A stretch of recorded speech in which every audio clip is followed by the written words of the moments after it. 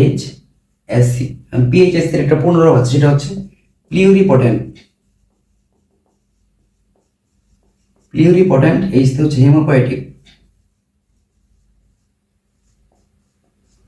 Stem cell. এই stem সেলটার সাথে তোমরা অনেক বেশি পরিচিত হবা, কারণ এটা হচ্ছে যেখানে বৃদ্ধি হয় বা যেখানে নতুন কিছু উৎপন্ন হয় সেখানে আমরা স্টেম সেল পাই।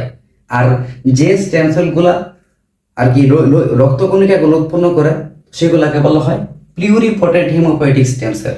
অর্থাৎ এটা স্টেম সেলের একটা আলাদা একটা স্টেম সেল আর কি। তো এইখান থেকে 3 ধরনের লোহিত রক্তকণিকা উৎপন্ন হয়। 3 ধরনের মানে আরবিসি উৎপন্ন হয়, ডব্লিউবিসি উৎপন্ন হয় এবং প্লেটলেট গুলো উৎপন্ন হয়। দেখো, পরিণত মানব দেহের রক্ত উৎপাদনকারী প্রধান টিস্যু হচ্ছে লোহিত অস্থিমজ্জা। এই লোহিত অস্থিমজ্জাটা কোথায় থাকে? এগুলো অনেক